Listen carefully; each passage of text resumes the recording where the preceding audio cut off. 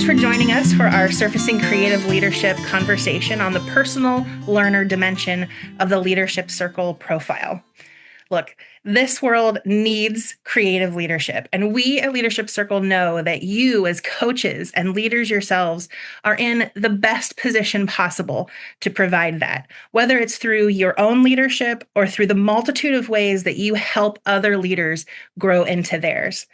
So, with our Surfacing Creative Leadership series, what we're doing is really trying to launch an ongoing conversation that will help unpack and demystify and dig into and surface insights from the LCP.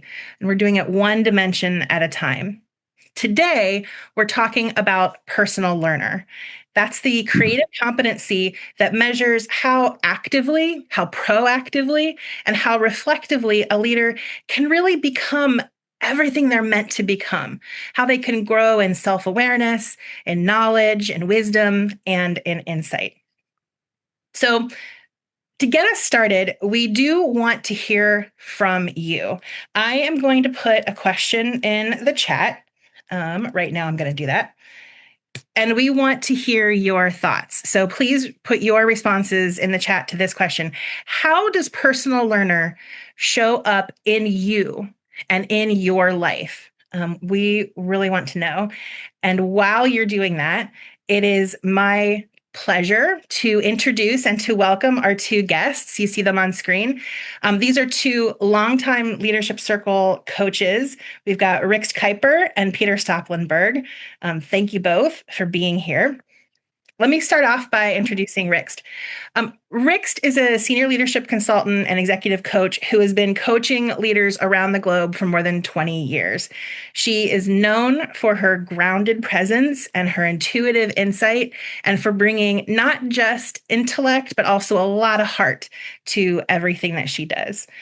Rixt helps senior leaders navigate complexity with clarity, with integrity, and really coaches them to lead with purpose and with vision and with soul. She brings deep cross-cultural wisdom and a background in human development to all of her work, sometimes describing that work as sparking a peaceful revolution toward a more inclusive and conscious world. And honestly, I think all of us can get behind that idea. So thank you, Rixt, for joining us today. Thank you, Sarah. That was wonderful. Thank you so much.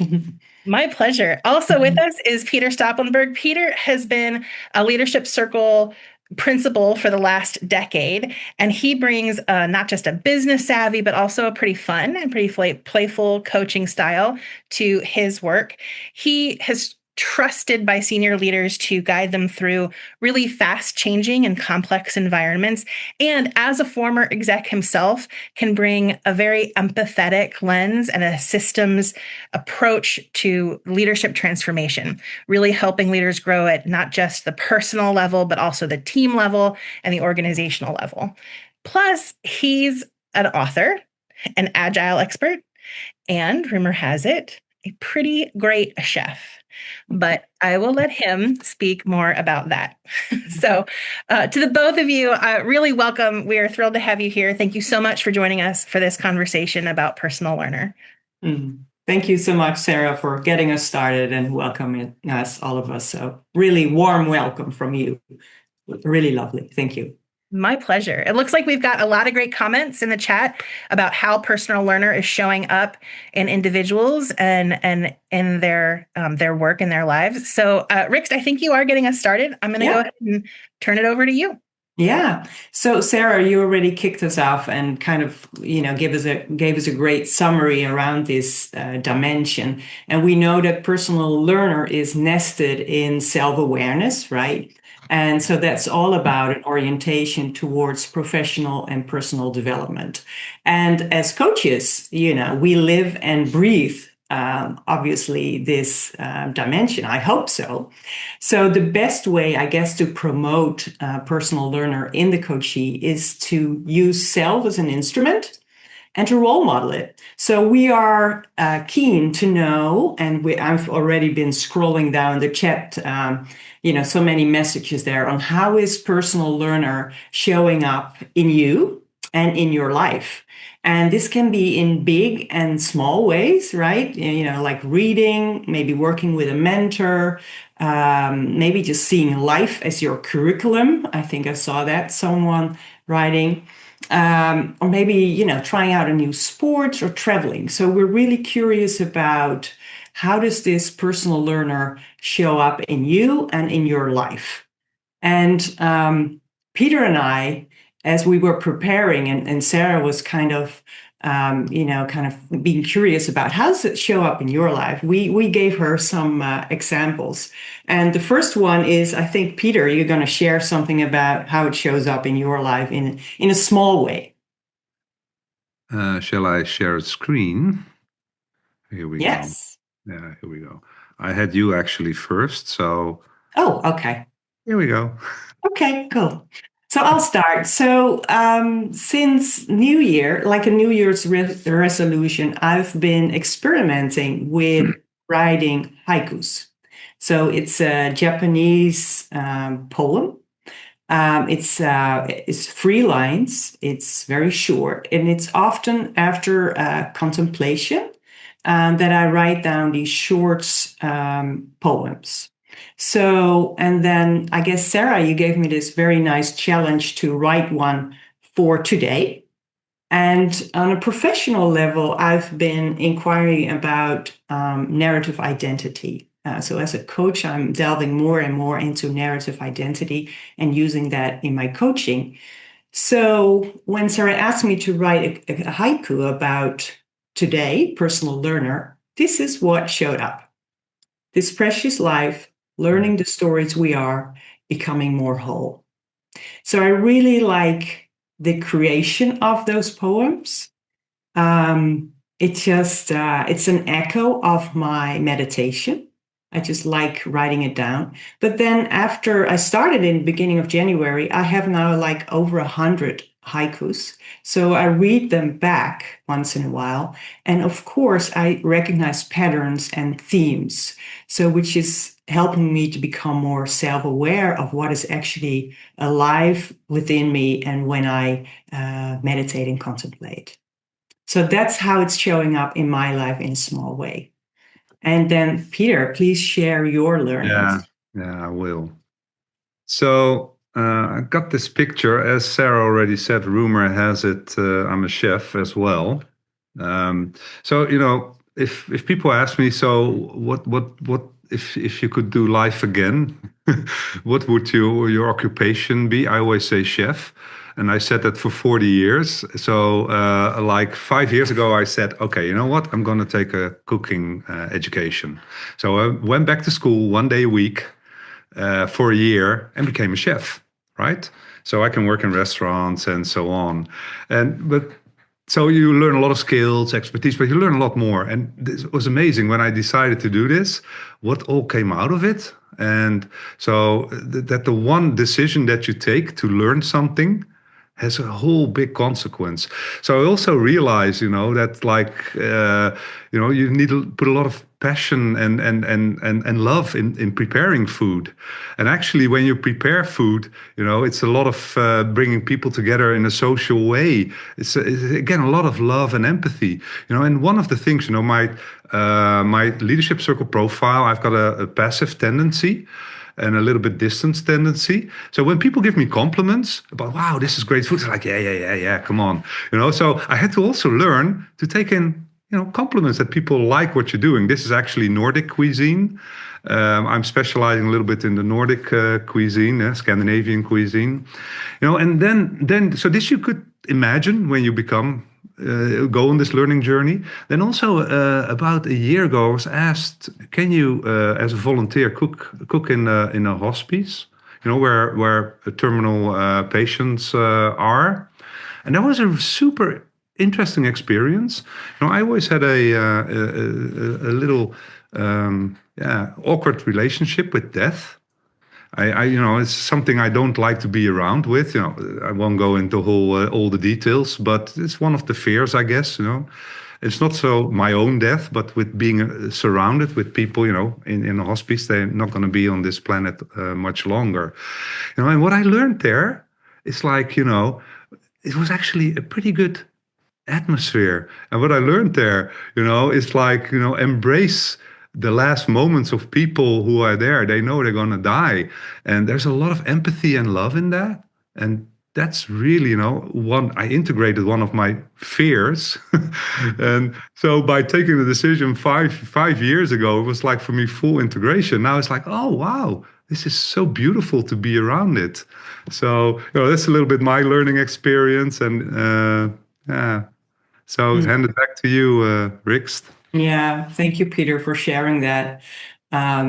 And then it touches a deeper layer, like it was really part of one of your themes in life, and kind of becoming aware of that and facing that in a beautiful way. So thank you for sharing that. And I can add to, Peter is a great chef and also a great host. So once in a while, we as a European community, a leadership circle community, get together sometimes in Peter's backyard, and he's the chef and also the host. So wonderful. I saw a couple of comments that stirred my curiosity in the chat, and I think one is Vinay. Do I say your Vinay Kumar? Yes, that's correct, Rixt. Yeah, I love how you say life is a university. Can you share a little bit there? Well, I think about my own journey of both things I've done well, but also lots of mistakes I've made in my journey. And looking back, I can see clear patterns. And I'm learning to reflect on them and say, what can I do differently? I mean, life is giving us so many opportunities to learn from them, and that's how I grow. So there's never-ending source of learning in life, both through my own experiences, but also interaction with others. So it's continuous learning. Yeah, and I think especially personal learner is about engaging with life in a way, how can we learn from events and also relationships and feedback? So it's way broader than just learning at work and leadership. So yeah, life as a university or a curriculum, that's a wonderful way to kind of see how we can keep on learning and growing in life. And then Cindy Tripp, I saw you're a constant learner, especially when I make mistakes. Can you share a little bit there? Yeah. I mean, I'm human. I'm going to make them. And, much Yay! Yeah. My wish that I wouldn't, but it has been my greatest learning opportunities is when I make mistakes. When I do well, that's wonderful. But the biggest learning comes from like, oops, that didn't work, or, I need to sort of recalibrate or try something different. So that's been my greatest learning. Yeah, wonderful. I think there's something about when reflection on whatever, maybe a mistake, if you'd like to call it that way, but where reflection meets self-authorship, that's where personal learner sits, right? Can we reflect on stuff that we experience? Maybe not only the good stuff, but maybe something, that's a bit more challenging. And how can we reflect, be with it, and then self-author our next, move forward? Anything that stands out to you, Peter? Yeah, I was see, there's a lot of good stuff here. In all honesty, this one I like. I think I like them all. Don't get me wrong. Tamar? Do I pronounce that correctly? Ongoing reflection, and I love the latter part of your sentence: revisiting purpose and values. So I guess connecting your learning to purpose and values. You want to say something more about that? Sure. Yeah, it feels like as life unfolds and learning happens and you grow, how you connect in with your purpose shifts, how you understand your values shift. Not so much necessarily about acquiring new values as much as deepening your sense of the ones that you hold and seeing them in action. Yeah, I love, Rix, what you just said about this, where reflection meets self-authorship. I think that's that piece of like, you know, where am I in relationship to these things and what do they mean for me in this moment? Mm-hmm. Yeah, great. Yeah, so maybe we'll move on to the official definition of personal learner. I don't know about you guys, but often when I do a debrief and people get curious about a certain subdimension, I just read the definition out loud because there is always something new, and I like to stick also to the original document as Bob intended it. So personal learners, where did I have it? Here. Measures the degree to which the leader demonstrates a strong and active interest in learning and personal and professional growth. It measures the extent to which they actively reflect and pursues growing in self-awareness, wisdom, knowledge, and insight. And Peter, you call this the hidden gem. Can you share a little bit more about that? Yeah. Well, I'm not sure. I did a couple of hundred debriefs, I guess, and a lot of coaching around this. And the first question I think there's of course a whole protocol to do a debrief, but one of the first questions you ask, where's your energy? What stands out? Things like that, right? What do you want to talk about? Basically, you're asking. And in my experience, people, they say, hey, care and connection, there's a big gap, or integrity, why is it so low, or my reactive pattern is so and so. And they hardly mention, as the first thing at least, personal learner. Yeah, that's my experience. Okay. Of course, it's a whole learning experience, like the whole leadership circle profile, debrief coaching around is a whole learning experience. It's not very explicit. Also, when you work with a one big thing, or where do you want to develop further, I assume, well, you know this as good as I do, I guess. Hardly people, in my experience, pick something, hey, I go to the personal learner area. Mm-hmm. It's often like I go to, I want to foster the team better, or I want to be more courageous, or I want to stop in a certain reactive pattern. And I was really struck after a couple of hundred debriefs that, like 2 months ago, I had 3 debriefs in a row on one big thing where people chose personal learner. It's like, oh, okay, what's the pattern here? Yeah, and I think that's why I call it a hidden gem, because it is how you scale your leadership, and that's what creative leadership is about, right? It's about scaling your leadership, and also I'm not sure about when I assume most of you are coaches. Also, I also have my preference actually to go to areas. Right? I love to talk about care and connection. It's also a little bit me. I love to talk about values and purpose. Look at the comment I picked out. It was about values and purpose because I love to talk about it. And then Sarah came to us and said, hey, you want to do a seminar on personal learner? It's like, well, actually, I'm not saying what is it about. Of course not. We know what it's about.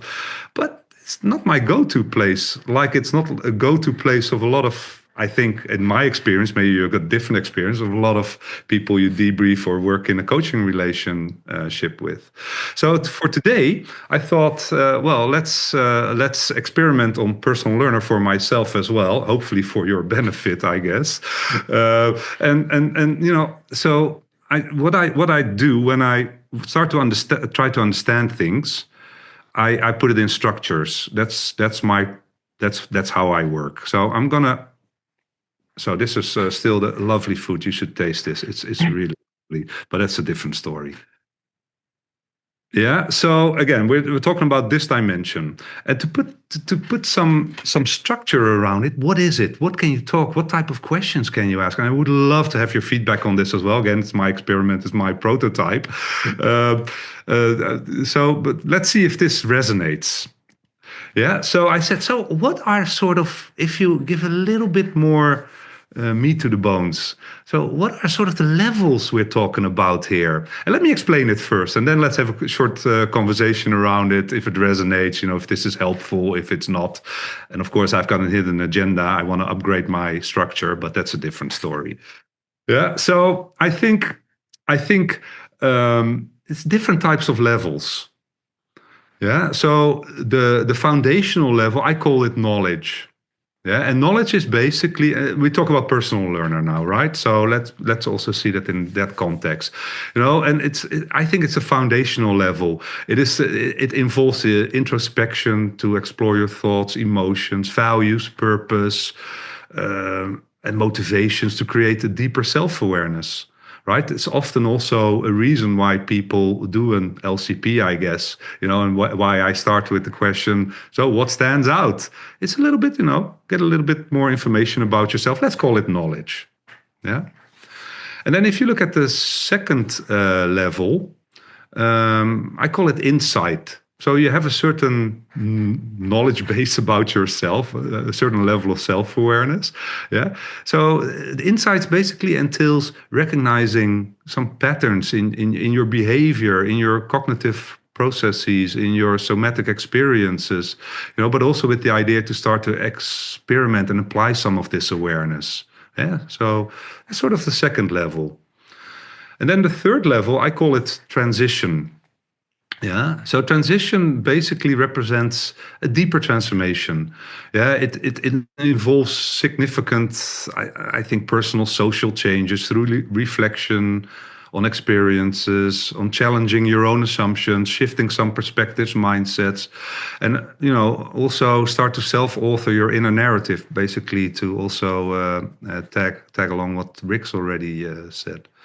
Then there's something I think called integration. Yeah, so this is, I think, the third level is a lot about movement.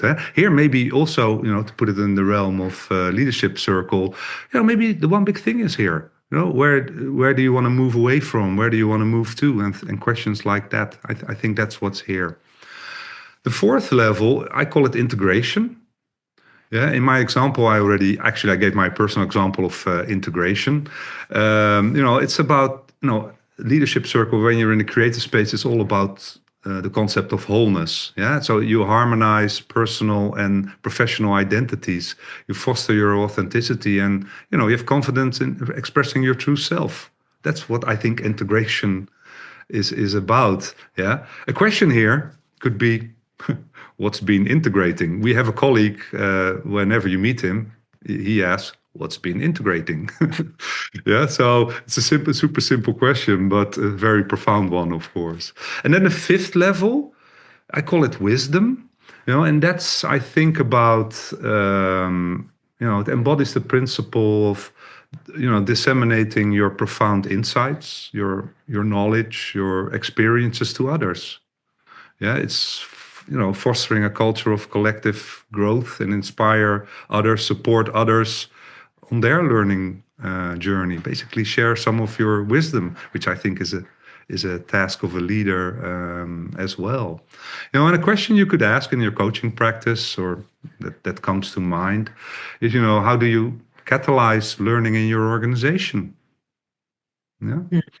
So it's not the one level is better than the other, because you need it all, and it's an iterative process, of course.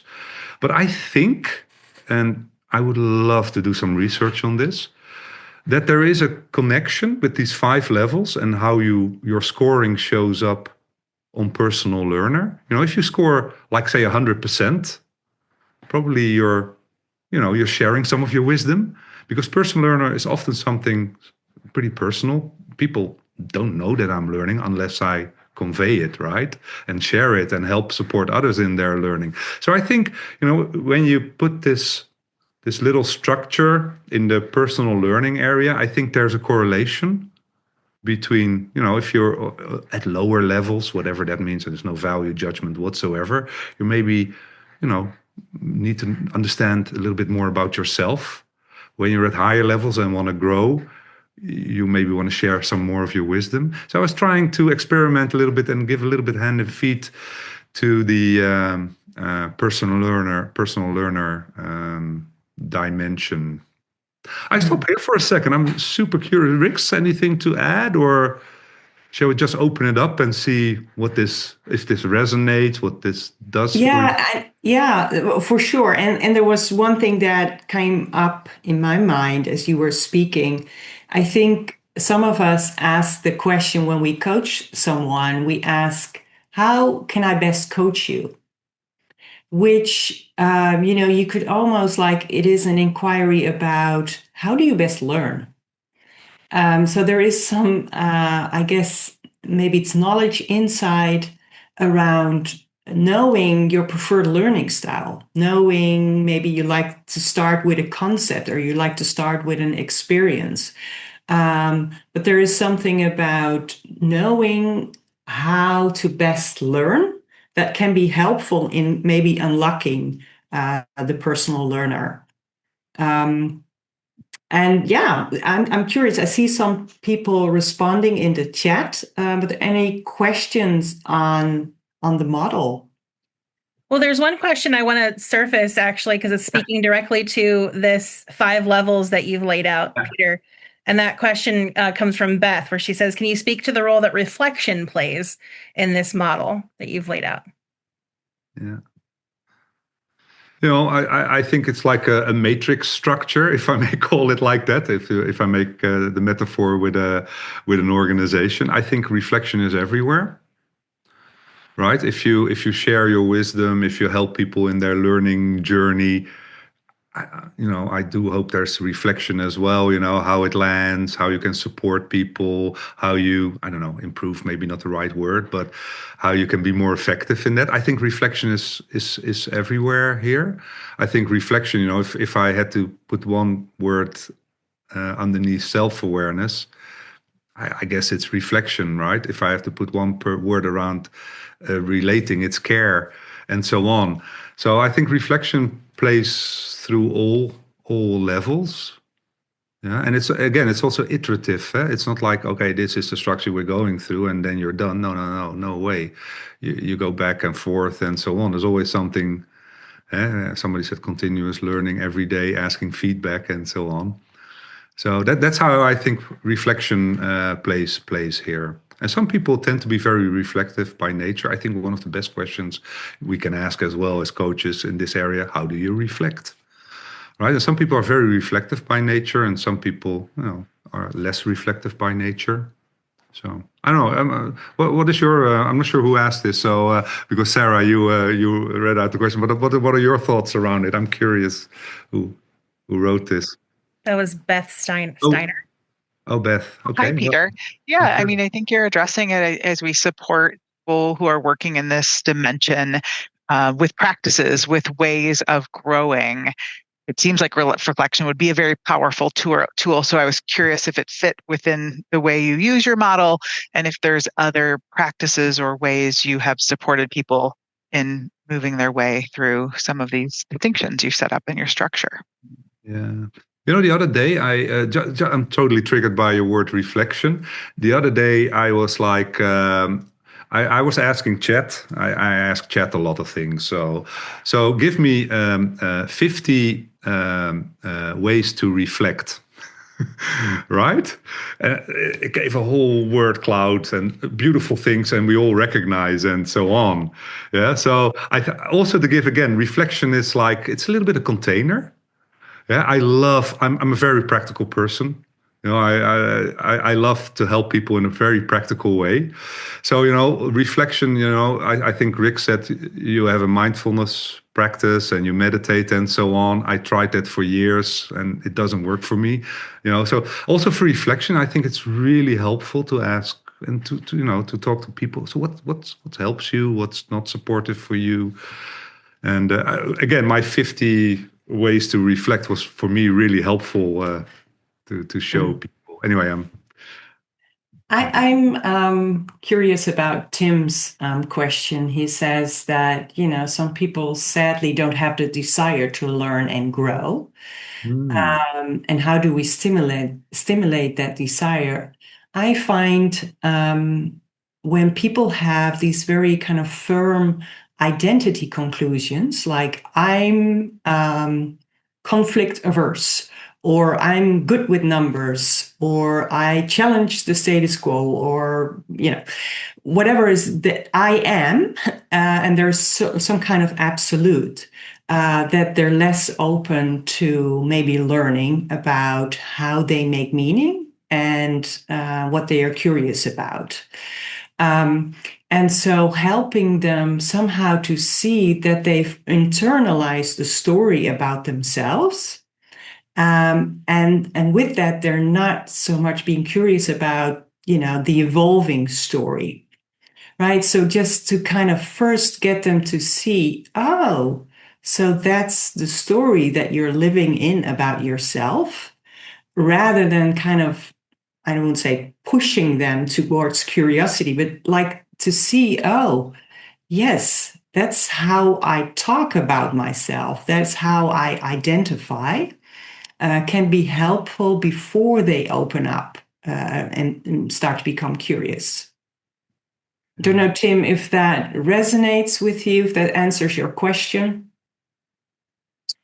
Yeah, thanks, Rixt. I think that does. I was trying to relate it to my own personal experience when I was an executive. And I think that's true, that I did have a certain self-definition that kept me captive and actually was counterproductive. But what ultimately got me in the learning mode was, the threat of my job. The boss saying, "You're out of control. We're going to fire you if you don't get better." Mm-hmm. And that actually lit the fire of, okay, I need to learn something. Mm-hmm. And then, I think about clients that I've had, with client that I have currently. And the only reason he's doing coaching is, again, because the CEO said, "We're going to fire you. You're a problem. You're causing damage." Mm-hmm. And so I'm just wondering, are there any other ways that are less painful than conking someone on the head? And what you're suggesting, asking people about their self-identifying story, seems like one such way. But I'm curious about all ways to light that fire. Yeah. So for me, when I talked to someone who I just recently, I did a debrief with someone who really questioned the whole LCP. Like he wasn't, he didn't want to look into the data because it said it's all skewed, and I want to see the standard deviation. And I was like, almost like, okay, forget about the whole report. Tell me about you and your development so far. And I just listened to his life story, and I just got him to see some of his themes. Like if you listen to your own story, like what are you hearing as in themes or patterns? And that was a way for him to start being curious. And then later on, we ended up looking at least at the graph, right? But like, it's almost like, how do I seduce people to get curious about themselves? And I just look at life energy, like where is this person, when do they come alive? What do I see happening in their nonverbal? And I just kind of follow that. And whatever gets them curious is where learning takes place. So for me, that's like a cue that I follow. And I just shared that narrative identity is now kind of a paradigm that I look through when I'm coaching people. And I think especially with personal learner, is people who are aware of their internalized story and also their evolving story, they're able to say, who am I becoming through this? Like whatever I'm experiencing. So what is this teaching me about me, right? And how is this experience maybe reshaping my story? And how can I consciously, author my next chapter? So I think, yes, we talk a lot about work when we work with the LCP and the debrief, but personal learner is really also about everything that you experience in life. And when we are aware of our story, we can see that that narrative identity is a process and a product, right? We look through a certain lens, and that's how we experience certain things in life. And we also know that we can reauthor and reshape that story that we tell about ourselves. So everything then becomes like data or input. Doesn't matter, wherever you learn. It could be from feedback in a relationship. It could be, a new sports or anything that you encounter in life. And it's it becomes a bit more exciting, I would say, than rather than saying, see, I'm not good in so and so. I made a mistake again. Right? It's a different question you're asking yourself, like, oh, how come this is important to me? Yeah. Okay. Maybe make I'm looking at some of the chat. I would recommend everybody to take notes because there's some brilliant questions in there, really associated to personal learner. I think, what this whole conversation is: make personal learner explicit, and I think that's the story, right? Make it explicit. It is. That's why I call it a hidden gem, because it's so implicit and everybody does it or not, or in his or her own way. If you make it explicit, I think you can really help and support your coachees or people, or yourself if you're leading a team, I guess. So anyway, thanks for the great comments. Rick, Yes. you wanted to take it to the next step? I think we're going to go to the profiles. Oh, yeah. Yeah, it's a good idea. So let's make this a little bit more practical. So basically what we did, we just pulled 2 profiles, have a little conversation around this. I'm sharing. I am sharing. And now it's Rixt and I stopped talking for a second. So when I'm just curious what you see here. And again, it's in the realm of personal learner, right? There's more to be said about this whole profile, I guess. So I guess interesting. Person scores relatively high on self-awareness, balance, composure, and lower on personal learner. Any thoughts, reflections, any noticings on this profile? Just curious.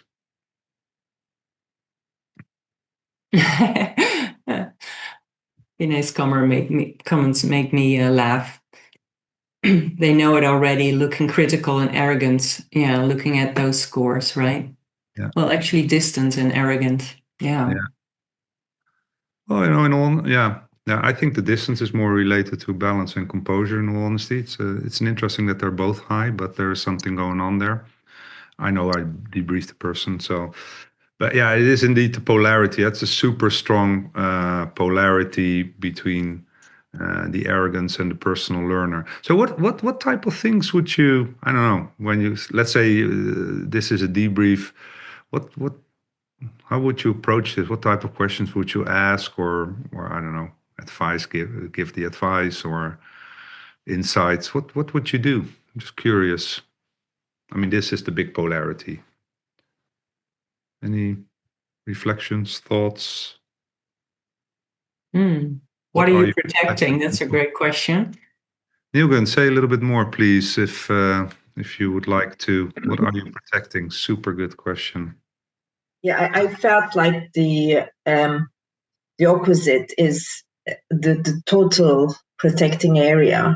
So is there something like, is there a facade? Is there something that the person doesn't want to share even with themselves? What is that is stopping that change, that awareness, that openness? Is there something that the person is trying to protect? Yeah. Some trauma, some perception. Yeah, there is some protecting going on there. Huh? Now, it's also interesting, I think, to add on that, Nielgen. The word I dislike most in leadership circle is the word arrogance, in all honesty. But there is some beauty in there, gifts. The gift of arrogance, well, often they know a lot, right? A lot of expertise and experience and so on. So if you could turn around the gift of arrogance, it's actually very helpful for a personal learner, right? Because there's a lot of expertise, awareness about things, and so on. So that when I debriefed this profile, that was a main part of the conversation as well, in all honesty. So yeah. Let's see. Also interesting to me is lower rating in courageous authenticity and integrity. Say a little bit more about that, if you may. Yeah, it just stood out for me. Yeah. And that one always is one that stands out, is that a values alignment and that piece, am I really being true and actually, I think it ties in very well to that other question. What are you protecting? What are you protecting? And I looked at that because, those scores there up on, around personal learner integrity and courageous authenticity are all quite low. So I thought there would be a nugget in there. Yeah, I think so. Well, again, in my experience, you see a lot personal learner and integrity go hand in hand. Yeah, because it's a lot about values, purpose, know thyself type of idea. So they go hand in hand. I hardly see integrity score 100, personal learner 5 or something, I don't say it never happens, but there is a very strong correlation between the two. So thanks, Cindy, for pointing that out. Okay, anyone else would like to say something about his or her comment? Otherwise, I got one more profile, and I guess then we go slowly in the Q&A. Let's go to the profile. That's another one. When I showed this to Rixt, he said, "Oh, you've got quite reactive profiles." I don't know, by chance, I guess. I don't know why. So when you get a profile like this, what would you? What do you notice? What would you? I don't know. Be drawn to ask.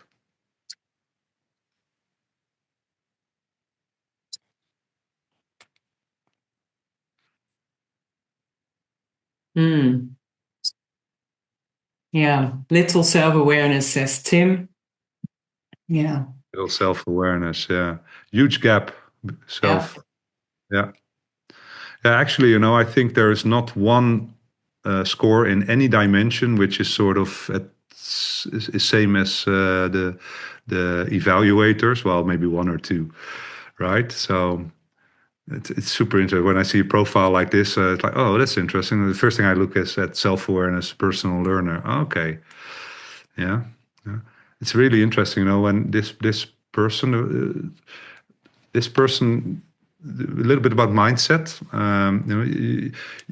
When you look at this, when I look at this, sorry, I go a little bit away from personal learner. But when I looked at this one, it's like, oh, gee, what a controlling patterns. Oh, wow, what a protecting patterns. Whew, that costs a lot of energy.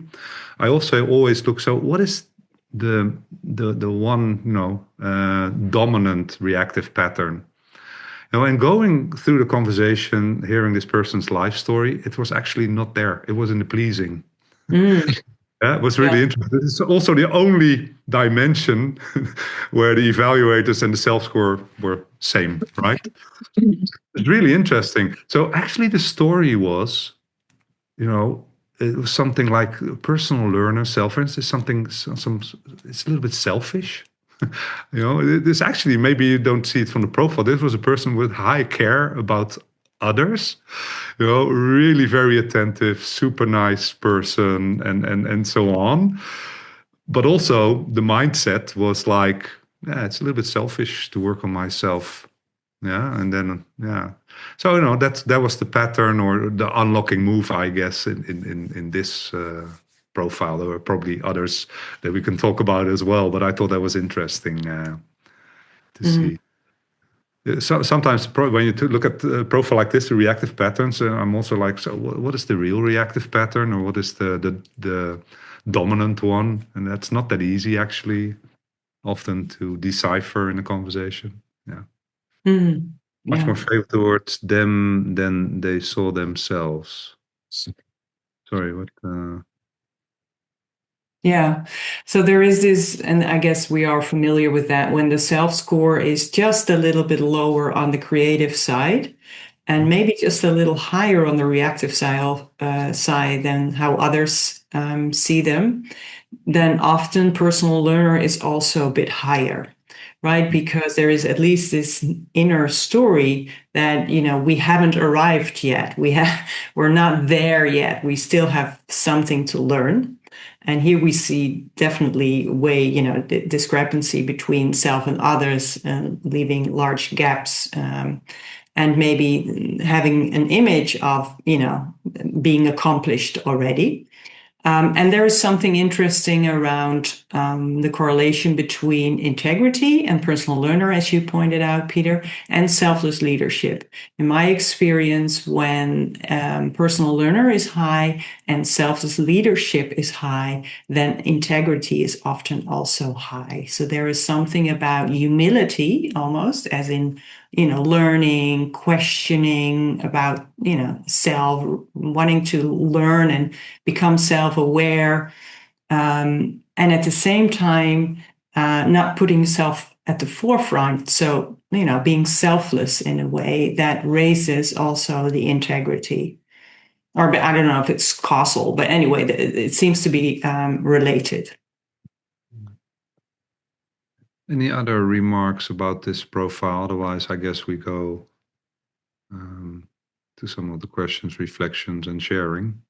Yeah, Peter, I actually want to jump in because we're getting close on time. We have just about 11 minutes left until the top of the hour, and so I do want to get to Q&A section. We've had a lot of great questions come up as part of the discussion, which you've already addressed, and that's fantastic. But so I just want to remind everyone listening, if you do have a burning question, please drop it in the chat now. I'd like to get us started with one question that has kind of emerged out of a few comments earlier. There was a lot of discussion about how personal learner seems really foundational to all of the competencies, to the entire profile, and that maybe that's one of the reasons it flies under the radar. Maybe that's one of the reasons people don't call it out necessarily, or that it is a hidden gem. But I'm curious then, since it seems so foundational, what can coaches do? What can leaders do if they're struggling with this personal learner dimension? If they're struggling to make it important, if they're struggling to find a way into it, what are some tactical things that leaders and coaches can do? Yeah, so I guess it's foundational because it is about learning and being curious. And we know when we learn and are curious, then we move into the creative, right? So it's really hard to be afraid, fearful, or look for safety and be curious at the same time. So as soon as we get curious, we start learning and we start to move into the creative. And I think and one of the ways to kind of engage people with personal learner is to ask the question, what makes you come alive? And maybe also, how do you feel that in your body? How do you notice when you get curious? What happens? And for people to just kind of scan also their body and knowing, yeah, that's, when I know I'm interested in something, it's often also a physical sensation that you can point to. So what makes you come alive? What makes you fall asleep? We don't want to go there. And you could also in the coaching conversation notice that, oh, that's not, it's going a bit flat here energy wise. So that would be my answer, but I'm also curious what people are leaving in the chat, and maybe Peter, you have a response to that. Well, I was actually triggered by another question. There was a question I saw. If people don't want to go there, right? Maybe I translated it a little bit. I think the question was far more sophisticated than I bring it. I know, when I went to coaching school, I was only supposed to ask questions and so on. The true coaching, I still do that, but I also change a little bit. Sometimes, it's not like what's good for people. That sounds a little bit arrogant, but sometimes you need to help people to see things. Yeah, if you see the last profile, for me, it was so clear. This person is helped when this person it was his mindset, learning is sort of like an act of egoism. It had a lot to do with self-care as well. So I really, from different lenses, tried to really convey a message. Yeah. Sometimes you need to really hold people a mirror stronger than they may want to even. I don't know. That would be my take on the question. One of the questions that was asked. Here's another good question that just came in from Mark. What are what are the environmental and personal challenges that might be blocking personal learner? What in someone's story started to get in the way of their learning? How do you get to that? Mm-hmm. Yeah. So maybe there is a story around, as a leader, I need to know. I need to know where we're going. I need to have the answers to the questions. I'm now, whatever, 55 years old. I should have figured this out by now, right? So maybe someone is living in a story that it's not so much about being open and learning new, but it's being firm and decisive and confident in knowing. So I guess then the challenge might be, how can you be both, right? How can you kind of trust maybe your inner wisdom and also be open and stay curious and continue to learn? And I think there was another message around the culture. Like when we work in an organization where that is encouraged, that leaders know the way, then it makes you maybe feel vulnerable to be open to learning. So of course, when we can create an organizational culture where people can learn out loud, we know that that's super helpful in helping people to develop not only themselves but also their teams. It's okay to make a mistake. That's great. Yeah, and if we can role model that, so also as coaches, I mean, I sometimes when I'm in a coaching conversation, I'm sometimes like thinking out loud, like, I don't know. I need a moment to come up with my next question rather than always come from a place of knowing, right? I love to add to that, Debbie, what you wrote there. Brilliant. Tell me about a time you recall learning being a success or making a positive impact during your life. Really, really connect to when it was successful. I love things like that. Yeah. Beautiful. I got a lot of good ideas. I learned a lot, actually. Yeah. You could say you're exemplifying the personal learner dimension right now. Yay. One question that's come up is about misconceptions. What might leaders be bringing into a coaching conversation about personal learner that it sets them off on the wrong foot right at the beginning? Any misconceptions about this dimension that you've come across?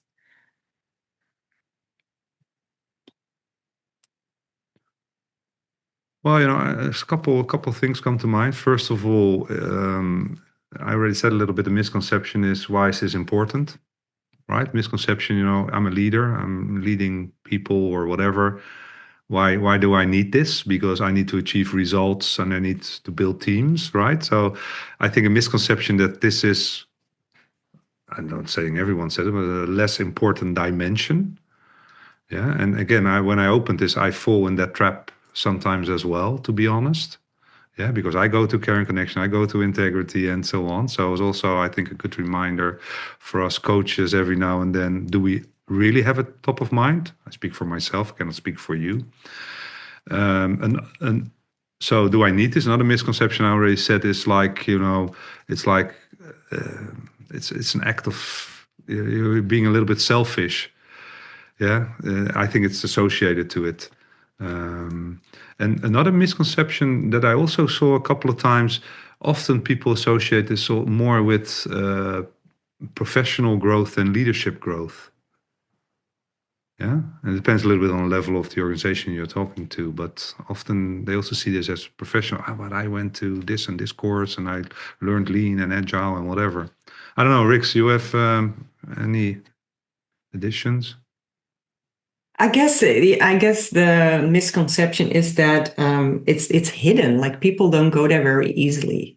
But I was in an organization like a couple of weeks ago working with a startup, and they actually chose as a team personal learner, which I think is fabulous for a startup, right? There is nothing that's set out, so they need to, exceed and excel their learning. So, but it's often it's just what people don't first look at.